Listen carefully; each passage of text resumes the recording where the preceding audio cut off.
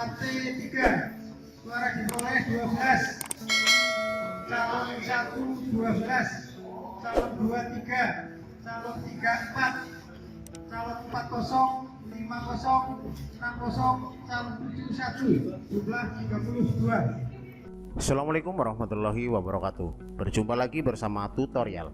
Itulah tadi sekelumit proses rekapitulasi di tingkat kecamatan. Dan inilah hal-hal yang sebaiknya diketahui oleh petugas KPPS, sehingga bila ada proses pemungutan suara pada tahun-tahun mendatang, kita menjadi lebih siap karena kita tahu kenapa kita harus melakukan tahapan proses pemilu sesuai peraturan yang sudah ditetapkan dari sisi teknis. Dan ini juga bisa menjawab apakah proses pemilu yang diawasi oleh berbagai pihak bisa dimanipulasi dengan resiko ditanggung sendiri.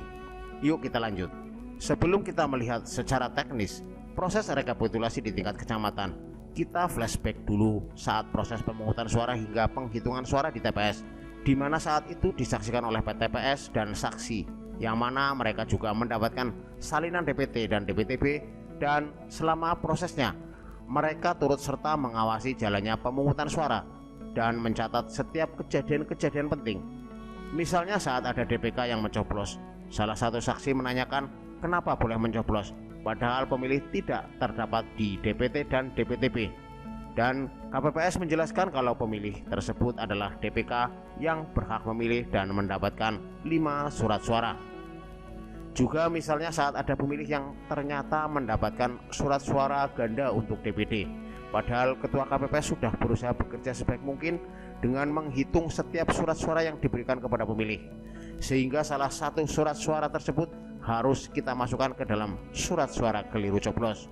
Atau ada pemilih yang hanya mendapatkan 4 surat suara, sehingga kekurangannya harus ditambah 1 surat suara lagi sesuai dengan yang berhak dia dapatkan.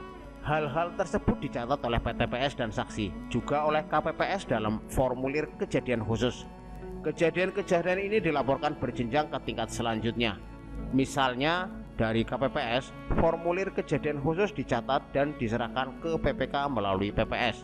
PTPS melaporkan ke Bawaslu atau dalam hal ini PTPS kecamatan. Saksi melaporkan ke partai atau caleg yang memberi mandat, dan disinkronkan saat rekapitulasi di tingkat kecamatan. Contohnya kasus DPK, apakah KTP-nya difotokopi dan disatukan dengan formulir pengganti formulir C pemberitahuan? Benarkah KTP-nya adalah KTP domisili setempat di mana dia berhak memilih? Ini adalah saat proses pemungutan suara. Dan pada saat proses penghitungan suara, bila ada hal-hal yang tidak biasa juga dicatat. Misalnya surat suara yang cetakannya tidak bagus, surat suara yang sobek pada lipatan dan tetap dinyatakan sebagai surat suara sah, atau hal-hal lainnya. Setelah semua data selesai dicatat di formulir C hasil plano, maka semua komponen dari KPPS, PTPS, saksi hingga masyarakat dipersilahkan untuk mendokumentasikan bila mana membutuhkan. Dan saat rekapitulasi di tingkat kecamatan yang dilaksanakan beberapa hari kemudian, di mana semua pihak sudah punya amunisi untuk menganalisa data-data yang telah diperolehnya itu, maka pada saat rekapitulasi mereka langsung bisa mengetahui di mana letak kesalahan atau kejanggalan pada formulir C hasil plano tersebut. Misalnya ada formulir C hasil plano di mana pada penulisan tali atau turus ditulis 2 garis, tetapi pada jumlah ditulis 3. Maka berdasarkan permintaan dari saksi dan pengawas TPS kecamatan, maka diputuskan untuk mengecek surat suara yang dimaksud untuk memastikan berapa surat suara yang seharusnya didapatkan. Misalnya lagi di mana ada C hasil plano pada kolom sisa surat suara masih kosong, tetapi pada formulir C hasil plano salinan sudah terisi. Karena pada kasus ini sisa surat suara itu tidak mempengaruhi hasil dari masing-masing calon, maka untuk sementara diputuskan agar rekapitulasi dilanjutkan.